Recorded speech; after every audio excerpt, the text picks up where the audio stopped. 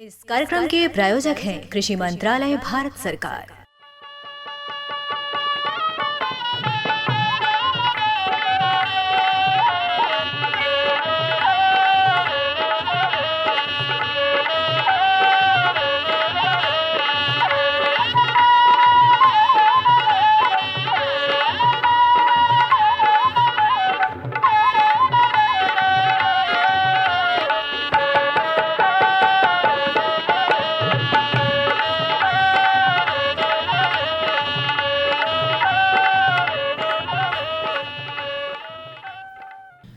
भैया बोला जय जवान जय किसान। चलू भैया। हाँ जग्गू भैया, का हाल चाल बा हो भैया? भैया हाल चाल तो देखा बरखा बुनी का समय चलत बा और बरखा बुनी से देखा अभी बल्कि हम कित लगा था कि आज के मौसम के हिसाब से अभी कई अपने जनपद में जनपद कई जगह पड़तो बा और कहीं मतलब बरखा होए का एकदम पूरा आशा भी बा। तो ऐसने में देखा मौसम भी जन बा 26 डिग्री न्यूनतम बा और 33 डिग्री जन बा वो अधिकतम बा भैया। तो देखा अपने यहाँ जैसे कि मरकुंडी के ऊपर का बात कर जाओ चलो भैया। तो मरकुंडी के ऊपर में जहाँ धान उन का भैया लोग नर्सरी डलले रहना है, देखा पानी के जेकरे जुगुत बा तो अपन अब खेत बनावत शुरू कर दिले और धीरे धीरे अपने काम के आगे बढ़ावत हुआ। कैसे भैया अब जो आषाढ़ सावन में ही भैया अपने रोपनी का काम चले। लेकिन मरकुंडी के नीचे का बात है चलो भैया कल जाए। तो देखा भैया लोग पहले जब बरखा बुन्नी भयल तो चाप के जोताई कर देना, घास फास कुल भैया ओकरे बाद झुराया, फिर जोताई कर देना भैया। एक बार पलटी पलटा हो गल माटी, देखा जोताई। अब जेके भैया योजना बा, बहुत भैया लोग मकई बोना, बहुत भैया लोग भैया तिल्ली बोना, बहुत भैया लोग जो है योजना के हिसाब से भैया अरहर के खेती करत हूँ।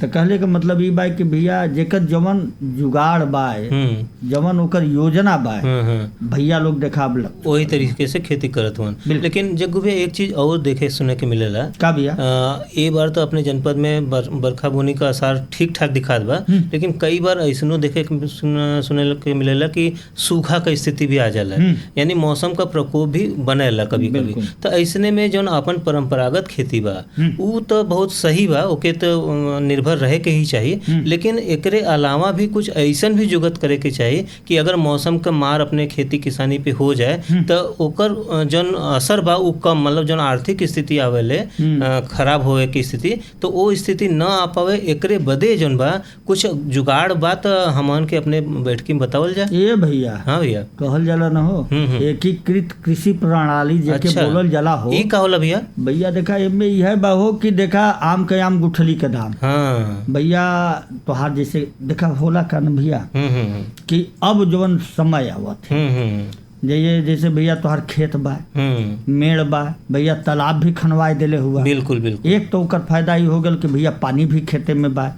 अब जवन तालाब का मेढ़ी बा चरबगला भैया पेड़ पालो लगाई देला, भैया फल फूल भी निकलत बा, अपनो खाद बाटा भैया बेच के 2 पैसा बाजार से भी लियावत हुआ। बिल्कुल बिल्कुल। तालाब में भैया मछली छोड़ देला और तालाब के ऊपर भैया बांस भैया गाड़ के जौन भीता बोलल जाला हो ऊपर भैया अपन दरबा बनवाए देला, भैया मुर्गी मुर्गा पोस देला। सही कहत हूँ। जौन मुर्गी मुर्गा का बीट होला वो भैया मछली खाए के जवान हुई हैं। और मतलब कई तरीके का जन बा कहे कि हमके जन आपके हिसाब से समझ में आई। वो एकीकृत किसानी कृषि प्रणाली का जन मतलब बा वो यह कि एक गो खेत में कई प्रकार का खेती भैया एक रकबा में और जैसे खेत भी बा अपन जैसे जहाँ धान उन बोले बाटा भैया धान बोले बाटा तालाब बाटा मछली छोड़ले बाटा तो भैया जो बम्बा लगल है सिंचाई का भी काम होता। अब भैया मछली का एक अपन वो होले कि हमेशा चढ़े ले पानी के विपरीत भैया वो तैरा ले चढ़ा ले तो भैया तोरे खेते में भी मछली बाटी। तो सही कहता हूँ। तो ऐसने में देखा का होला कि जौन आय का जौन आपन साधन बा वो बढ़ जाला और ऐसने में जौन आर्थिक स्थिति के जौन समस्या उत्पन्न होवेले उससे हमन बचल जा सके। अच्छा ये चलो भैया। हाँ भैया मान ला आज धान लगाए देला तो भैया ये तो 90 दिन बाद न तो के मिली। बिल्कुल बिल्कुल हमारा बात समझिए। हाँ। लेकिन भैया अगर वही पर जौन तालाब वाला बात बतौली है भैया वो पर 4 मुड़ अपन दुधारू पशु भी रख देला। तो भैया दूध अगर दूह बात अपने रोज पिएबा आ भैया बाजारी में भी दे देबा तो रुपया मिले लगा। मुर्गी मुर्गा हुआ भैया अंडा दी हैं, मुर्गा बेचला तो भैया ओकर भी रुपया मिली। एक समय बाद मछली तैयार हुई हैं भैया, चारा कहाँ, तो मुर्गी के बीच से भी मछली तैयार हो के देवे के चारा उतर देते बटा, थोड़ा मात्रा भी कम कर देबा। तो ऐसे ही देखा अपने जनपद में जो भोला भैया हुआ वो आपकी बात कही से हमके याद आ गई कि भोला भैया भी अपने खेत में जन गेहूं बोले रहलन, धान उपज का तैयारी करत हुआ, तो वही खेत में जन के किनारा पे ओकरे नेवारी के झाड़ी लगा देलन ताकि जन बा पशु के चारा मिल जाए। और पोखरी में जन बा मछली छोड़ देलन और जन पशु का जन गोबर और मुर्गी का जन मिलल ओकर बीट मिलल ओकर जौन बा खाद पात का काम करत बा।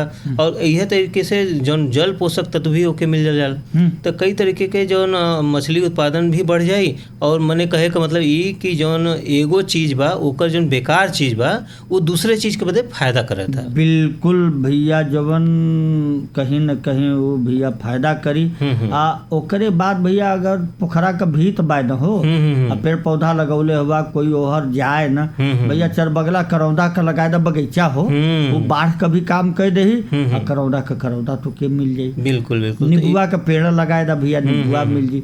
तो कहले का मतलब भैया एक रकबा में तू कई चीजन से भैया अगर आप अपनाए दी तो कुछ न कुछ हर चीज आपके हमेशा देते रही। बिल्कुल बिल्कुल। तो जगह कहे का मतलब ये कि जौन अपने गांव में ये माध्यम से कई तरीके का रोजगार बढ़ी तो जौन अपने गांव के जौन नौधा लड़का हुअन वो अपन गांव छोड़ करके बाहर न जाइयन और ओकर मजबूरी जन बा वो कम हो जाए कहे का मतलब। और देखा फायदा भी कई तरीके बा, कहली ना कि मौसम जब खराब हुई तो जायज़ बात हुई कि अपन आय का जब साधन रही तो उससे दूगो पैसा मिली।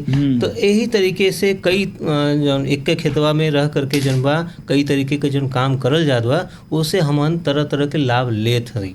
बिल्कुल। अब भैया देखा होला का ना कि जब आप एकीकृत प्रणाली के अपनाई है ना तो आपके पास फुर्सत नहीं रही। जैसे धान रोप के आदमी खलिहर हो गए ना अब तो सोहनी हुई खाद फेंकाई तब न भैया। लेकिन अगर ई चीज आप करी ना तो आप बहरे जाए के सोचबो न करी हाँ ये बदे कि आपका एक जो लगाव हो बढ़ जाला कि तनी बगीचवा देख लें, तनी मुर्गिया मुर्गवा देख लें, तनी बकरिया देख लें, तनी गैया के देख लें, तनी मछरिया देख लें। भैया आपके पास प्रतिदिन का काम बा और फिर उससे जो आमदनी मिलत है जब आपके मिले लगी आमदनी तो निश्चित तौर पर आपका लगाव बढ़ी, आप गांव छोड़ के बाहर नहीं जाइए यहाँ अपने घर के ही आगे बढ़े यहाँ। बिल्कुल बिल्कुल। और शिवचरण भैया भी देखा पशुपालक हुवन, बकरी पालन कैले हुवन, वो कभी कभी कहलन कि भैया देखा बकरिया जन बा हमन के बदे एटीएम का काम करेलेन। बिल्कुल। कि जैसे अगर मान लो घरे में कुछ काम पड़ गई तो 2 मूड़ बेच दा पैसा आ जाई उससे तो वो पैसा से अपन जौन काम घटल बा उससे जौन बा अपन काम निकल जाई।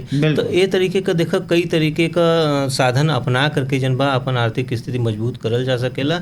और यही बदे कहल जा सकेला कि भैया जौन एकीकृत खेती बा ऐसे अपन समृद्धि अपन किसान समृद्ध मजबूत हो सकेला भैया आर्थिक रूप से। बिल्कुल। तो देखा ये तो हम बातचीत करत रहिए लेकिन अब कार्यक्रम के आगे बढ़ावा हो तो देखा आज अपने बैठकी में भी हरा चारा उत्पादन ये विषय पे जन बा प्रगतिशील महिला कृषक हैं डडारी का सोना देवी जी तो उनसे अपन मुन्ना भैया का बात कही बा ओके सुनल जाए।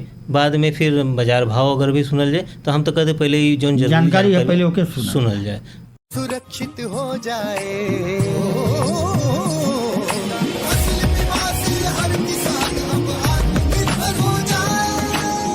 संकट के समय प्रधानमंत्री फसल बीमा योजना किसानों के लिए वरदान है। अब सूखा पड़े या बाढ़ आ जाए कोई डर नहीं, अब ओले पड़े या कीट पतंगे फसल खा जाए कोई फिक्र नहीं, क्योंकि हमने लिया है प्रधानमंत्री फसल बीमा। बुआई से फसल कटाई तक हर जोखिम का दावा, न्यूनतम प्रीमियम पर अधिकतम भुगतान का वादा। योजना से हर साल जुड़ रहे हैं 5 करोड़ से ज्यादा किसान। अब आपकी है बारी। नजदीकी कृषि कार्यालय, सहकारी समिति, बैंक शाखा, अधिकृत बीमा कंपनी या जन सेवा केंद्र में स्वेच्छा से करा सकते हैं पंजीकरण। फसल बीमा पोर्टल या फसल बीमा ऐप द्वारा भी कराया जा सकता है पंजीकरण। प्रधानमंत्री फसल बीमा योजना आपकी फसलों का संपूर्ण सुरक्षा कवच। कृषि एवं किसान कल्याण मंत्रालय, भारत सरकार। अरे क्या कर रहा है? इधर इधर इधर हम बोल रहे हैं तेरे बीजू का। उतला बोल रहा है? पक्षियों से तो हम खेत को बचा लेते हैं, पर इन घातक रसायनों से कैसे बचाएं? मतलब? देख बेटा, तू जो ये अंधाधुंध रसायन मिलाता है ना, मिट्टी की सेहत बिगड़ने लगी है। और जब माटी ही कमजोर पड़ जाएगी तो उपज कैसे सेहतमंद होगी? अरे पहले ऐसा नहीं था। पूछना अपने बड़े बुजुर्गों से, कैसे फसल लहलहाती थी, शुद्धता झलकती थी। हाँ, माटी भी तंदुरुस्त और लोग भी। अरे अब पहली वाली बात कहाँ? पर अब तो सभी डाले हैं। सब नहीं, आज भी लाखों जागरूक किसान परंपरागत विधि से फसल उगा रहे हैं। खर्चा कम और उपज की कीमत भी बेहतर पा रहे हैं। सच है? रे बेटे, एक्सपीरियंस से बता रहे हैं, धूप में बाल सफेद नहीं किए हैं। हाँ। ठीक है भाई, मैं भी आज से जैविक खेती शुरू करूंगा।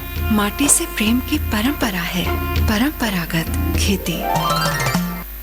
बहुत से अपने किसान भाई खेती बाड़ी के साथ साथ पशुपालन भी करेलन और पशुअन के स्वस्थ रखे के खातिर जो भी चारा बा ओके उपलब्ध करावेलन। यानी जो भूसा बा वो तो हइये बा, भूसा बा, खली बा, जो आहार बा, लेकिन एक साथ साथ कुछ हरा चारा भी वो देलन जैसे कि उनका स्वास्थ्य बनल रहे। और हरा चारा के खातिर वो लोग अपने खेत में ही समय समय पर चारा लगावेलन जैसे कि उनके कहीं दूसरी जगह जाए के नहीं पड़ेला। अब जैसे मान लें कि ये समय जो चारा बुआई जो सूडान चेरी बा खास करके अपने इलाके में लोग लगावेला, तो उसे भी हरा चारा की उपलब्धता हो जाला।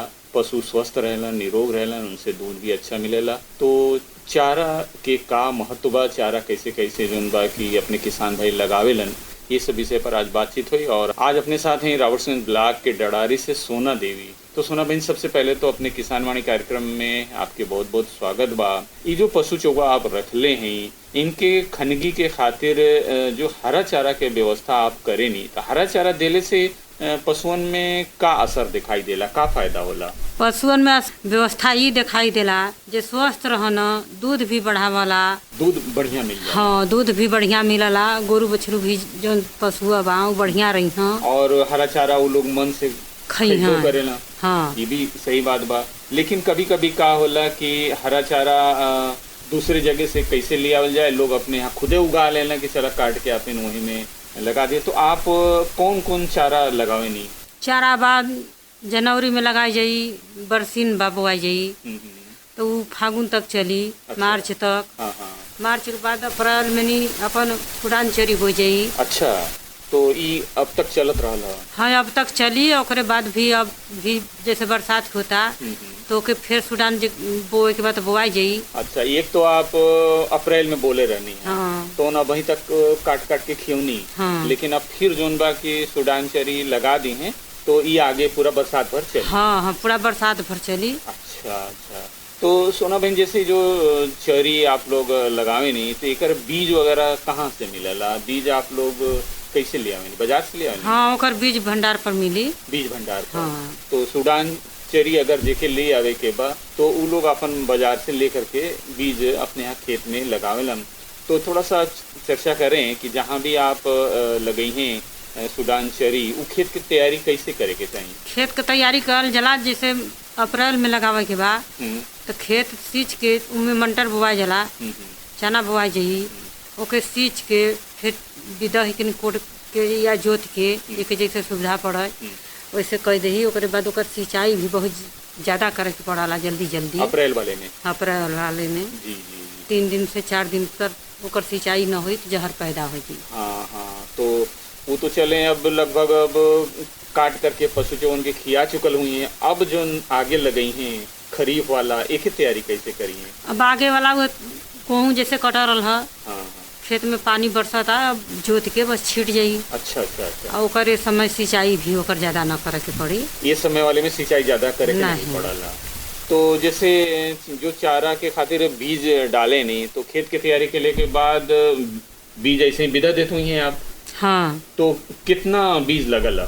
बीज लगी कोई पाव भर बोई, कोई आधा किलो बोई, कोई 1 किलो बोई, जेके जैसन व्यवस्था बा। अच्छा अच्छा अच्छा। वैसन अपन बोई दही, जैसन पशु बा अपन काट काट खियावत रही। अच्छा। और एक बार जैसे चरी बोआ जाला तो आगे वो कितना बार काट के आप पशु चौवन की खियावे नहीं? वो कम से कम 5 बेरी कटाई। 5 बार? हाँ। सोना बहन, जैसे मान लें कि कोई भी अगर उत्पादन लेवे के होला, कोई भी फसल हम लोग लिहल जाला तो एक तो देखें खेत के तैयारी हो गई, बीज डाल दिहल गई और ओके बाद ओमें कुछ खाद भी दिहल जाला। तो का ई जो चरी लगला एमे भी खाद देवे के पड़ला? हाँ, जब कटी तो खाद देवे के पड़ी। अच्छा, एक बार तो लगा दी है, फिर जब पहली कटाई हो जाए तो फिर ओमे वो खाद दी है। तो जो खाद आप देली तो जैसे रासायनिक वाला देली कि कुछ गोबर आधारित खाद दिया? ना ही गोबर का खाद कितना मिलत या वो DAP दियाई चाहिए। DAP? हाँ, हल्का यूरिया मार जाई। DAP और यूरिया ही आप दी हैं। हाँ। तो इसे फिर वो पनप जाई और फिर आगे बढ़ जाई। ओके, आप अपने पशुओं के खियावत रहिए। और पशु चौवन के जब हरा चारा देवे के जहाँ तक बात होला तो उसके साथ साथ जो सूखा चारा देली, हरा चारा सूखा चारा मिला करके दिहल जाला? हाँ, मिलाई के दियाला। कितना, जैसे मान लें कि एक पशु के अगर देवे के बाद तो ज्यादा कौन रहला, सूखा वाला भूसा वाला ज्यादा रहला कि चरिए वाला ज्यादा रहला? नहीं, अगर कोई के खियावे के बाद आधा आधा करके खियाई। हाँ, जेकर आधा आधा खियावे के बाद आधा खियाई, नहीं जेकर कम व्यवस्था बा कम बोले बा तो कम कम डाल के खियाई। अच्छा अच्छा अच्छा। जितना जेकर अपन जुगत बा अगर उपलब्धता बा तो वही हिसाब से वो मिला मिला के खियावे। हाँ, चलिए, बड़ी अच्छी बात बा। और आगे चल करके जो भी चरी आप लगावे नहीं, चाहे सूडान चरी बा या फिर मान लें उधर आगे चल के जाड़ा में बरसीम बा, तो चरी में भी कोई रोग दुख आवला? नहीं, ऐसे तो उतना रोग दुख नहीं आवे चरी में। अच्छा। दवाई के प्रयोग में नहीं करे के पड़ा, दवाओं में नहीं डाला जाला? नहीं। यह सबसे बढ़िया बात बा कि चरी के सीधे पशु चौवा खाइए और जो अगर उनमें दवाई पड़ल रही तो उसे उनके स्वास्थ्य भी खराब हुई और जो दूध मिली वो भी ठीक नहीं रही। तो चरी में अगर कोई भी रासायनिक दवा नहीं पड़ रहा बा तो बड़ी अच्छी बात बा। तो आप लोग कोई भी रसायन नहीं डाले नहीं चरी में? नहीं, चरी में तो हम नहीं डाली थी। अच्छा, और वो बढ़िया ढंग से आगे बढ़ला और ओके निकाल करके आप लोग अपने पशु चौवन की खियावेनी। और अभी जो भी चारा आपकी खियावता नहीं है, जो अप्रैल में लगल रहला वही चारा काट काट करके अभी तक खियनी? हाँ, अभी तक तो वही खियवाता। अच्छा अच्छा। तो काहे जहरीला हो जाला? वो जहरीला हो जाला, धूप से नहीं घाम लगत लगत उनमें जहर पैदा हो जाला। अच्छा। यही से ओकर सिंचाई 3 दिन से 4 दिन के अंदर करल जाला। अगर नियमित रूप से सिंचाई करत रहल जाए तो ठीक ठाक बनल रही। हाँ। किसान भाई देखें, आज रावर्ट्सगंज ब्लॉक के डडारी से सोना बहनी और कहते हैं कि एक तो अप्रैल में जो सूडान लगल रहा वो अभी तक चलल और कभी कभी का होला कि वो जहरीला हो जाला। तो एक खातिर अगर सिंचाई नियमित रूप से करल जाए तो जहरीलापन से बचावल जा सकला और आगे चल करके उपयोग कइल जा सकला। तो सोना बहन, जैसे मान लें कि जो भी पशु चौवा आप रखले हैं तो इनसे जो मिले वाला जो दूध बा ओके घर ही के प्रयोग में हो जाला या कुछ बाजारे भी जाला? नहीं, बाजारे भी जाला, बल्टा ले जाला घर ही से। अच्छा, तो एक आप व्यवसाय के रूप भी देले हैं, 4 पैसा आमदनी हो जाला, बिल्कुल सही भी बात बा। आज के दौर में अगर खेती बाड़ी पशुपालन बागवानी सब जब मिल करके कइल जाला तभी जौन बा के अच्छा लाभ मिलेला। तो जो भी पशु चौवा आप रखने हैं इनसे अच्छा लाभ मिले एकरे खातिर और का खास बात पर ध्यान रखें, जैसे उनके रहे के खातिर और उनके खनगी पर और उनके देखभाल निगरानी कैसे कैसे करेली सुबह से संध्या तक, थोड़ा सा अपने किसान भाई लोगों को बतावें। बिहन्ने उठल आदमी तो गोरू बछरू करबे करला, कोयर पानी करी, ठीक, और ओकरे बाद 3 मीटिंग उनके कोयर लगावे के होला। अच्छा, 3 दिन भर में 3 बार उनके चारा दिया जाला? हाँ, सुबह में, फिर दोपहर में, फिर संध्या के? हाँ, 3 बार पानी पियावल जाई। अच्छा, पानी, ठीक, अपन देखभाल लगल बा यही में नहीं होता। अच्छा, जैसे एक तो जैसे चरी हो गई, भूसा हो गई, का कुछ अलग से पौष्टिक आहार भी देवे के पड़ला का? हाँ, खरी दियाई, पशु आहार भी दियाला। पशु आहार देवे के पड़ला? हाँ। तो बाजारे से जो बनल बनावल आवेला उहे वाला या घरे बनावेली? नहीं, बाजार से जाला। अच्छा, वो पशु आहार भी उनके दिखल जाला? जितना भी पशु चौवा हुआ उनके 3 दफा आप चरी के साथ साथ मिला करके भूसा पशु आहार ये सब देनी। अच्छा, जैसे जितना भी पशु चौवा रखले हैं स्वस्थ रहें निरोग रहें उनके समय पर टीकाकरण भी करावे नहीं आप? हाँ, टीका भी होला। अच्छा, कहीं कि अब जैसे ही बरसात शुरू हुई तो बरसात से पहले टीकाकरण होला, तो आपके पशु चौवन के टीकाकरण हो गए है या आप करावे की? नहीं, अभी तो भयल नहीं, सरकारी डॉक्टर जाना अस्पताल से तो अपन लगावाना टीका। तो डॉक्टर साहब आपके घर पे ही जाके टीका लगा देलन? हाँ, अच्छा, ये तो बड़ी अच्छी बात बा कि टीका सबके घरे घर घर जाके लगाई हैं। सबके घरे आई हैं डॉक्टर साहब और सबके पशु जो उनके टीकाकरण हो जाए। अच्छा बा कि उनके देखभाल निगरानी हो जाए, पशु जो वह स्वस्थ रहें, निरोग रहें और उनके पिए वाला जो पानी बा वो साफ सुथरा दिहल जाला, जैसे कि वो स्वस्थ रहें, आगे चल के उनके कोई बीमारी ना हो पावे। तो बहुत से अपने किसान बहन लोग खेती बाड़ी से जुड़ल हैं, उन लोगन के का कहे चाहिए कि अगर खेती के साथ साथ 4 मूड़ 2 मूड़ अगर पशु भी रखल जाए तो उसे कुछ मुनाफा हो सकला? हाँ, नाफा तो होबे करी। गोबर गोईठा के भी नाफा हो जाई। हाँ। अपने घरे पाव भर दूध मिली तो लड़का बच्चा खइहा, मह दला तो घी भी हो जाई। बिल्कुल।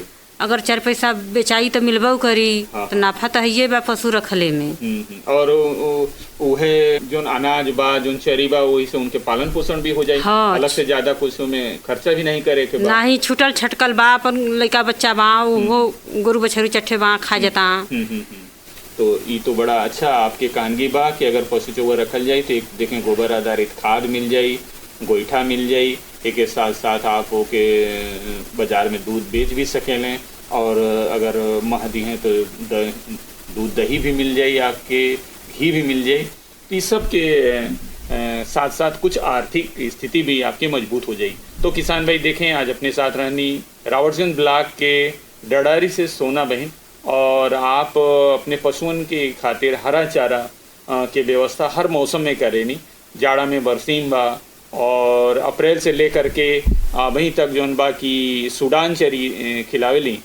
तो सोना बहन आज अपने कार्यक्रम में आप जुटली और इतना बढ़िया बातचीत भइले के खातिर आपके बहुत बहुत धन्यवाद। जग्गू भैया भैया देखा कितना अच्छा हमन चर्चा सुनल गई हरा चारा उत्पादन ए विषय पर जन बा प्रगतिशील महिला कृषक रहलिन सोना देवी जी, उनसे अपन मुन्ना भैया का बात बताई होत रहा और देखा जितना भी बात बताई भइल भैया उससे एक को निचोड़ निकलेला कि जैसे अपन खेती में कम से कम लागत में कैसे अच्छा से अच्छा मुनाफा का काम कयल जाए और वो मुनाफा जन बा बाजारे तक भी जाए। बिल्कुल बिल्कुल बिल्कुल बिल्कुल, तबे 2 पैसा मिली और खेती किसानी का भी काम आगे बढ़ी।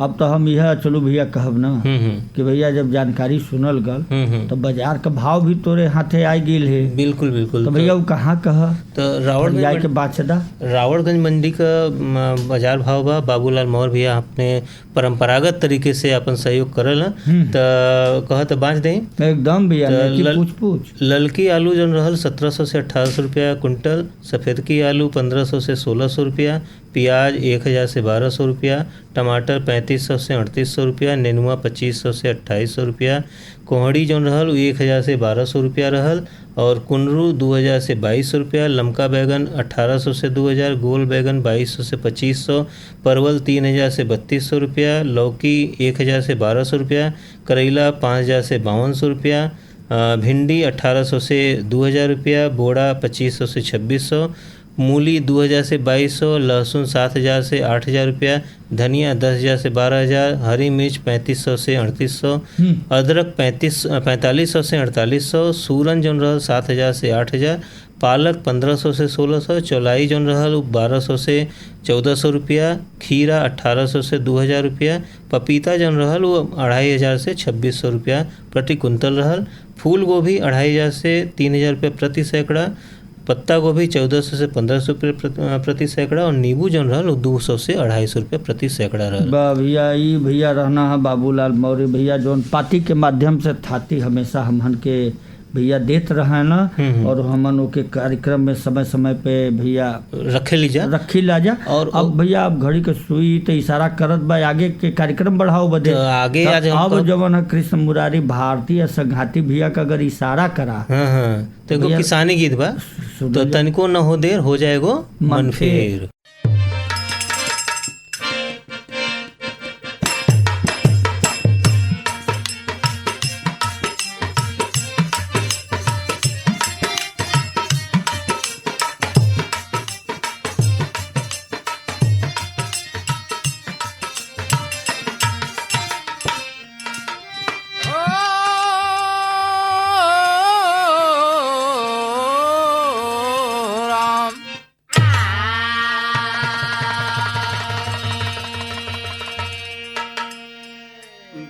धन किसान भाई काट सोना चांदी माटी में।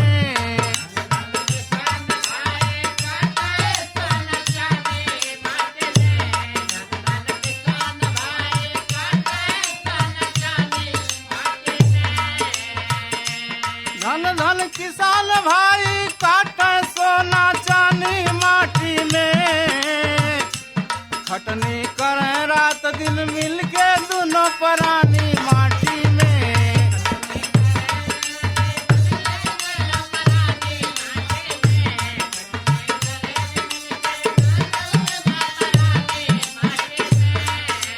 माथे पगड़ी हाथे पहना कान्हे लिए कुदारी।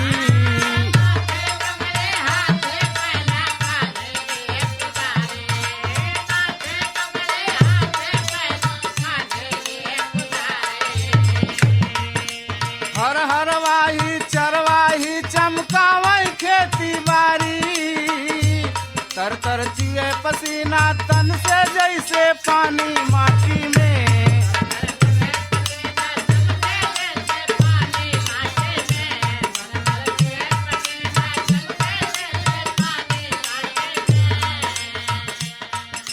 सनई ढैचा मूंग लोबिया बो के खाद बनावे।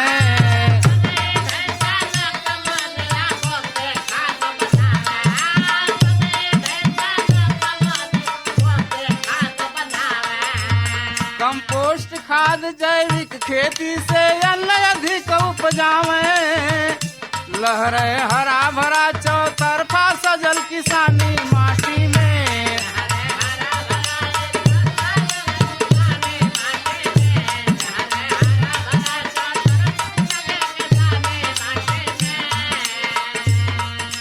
बोरिंग मशीन ट्यूबवेल नहर से जम के होता सिंचाई।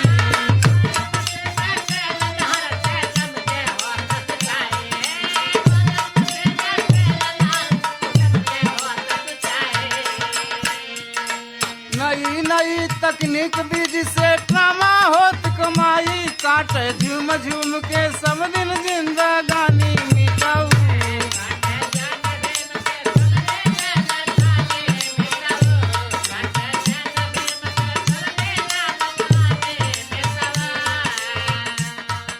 जाड़ा गर्मी बरसात में हरदम जारी जारी के चाम।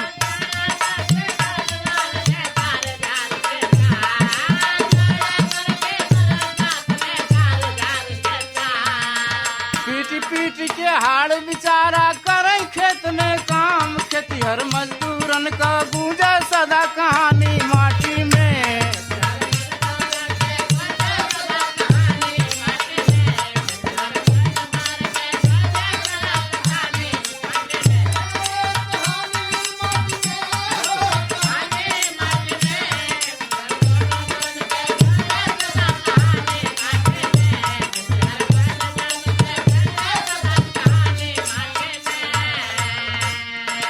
धरती नरेश तू अन्न के दाता भैया मोरे किसान।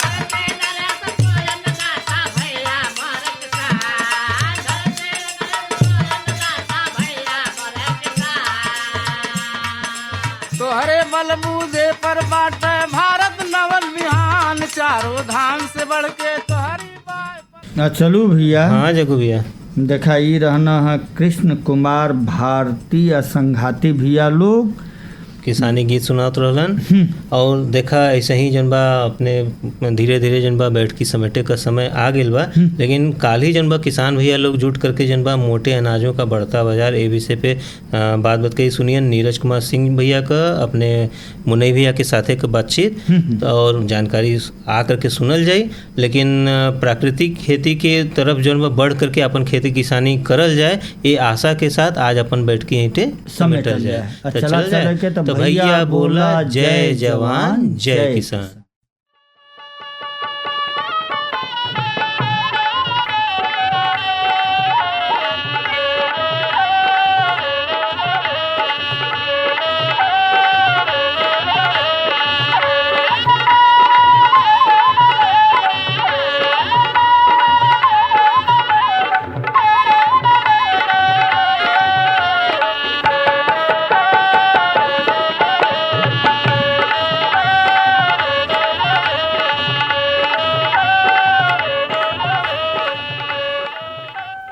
इस कार्यक्रम के प्रायोजक थे कृषि मंत्रालय भारत सरकार।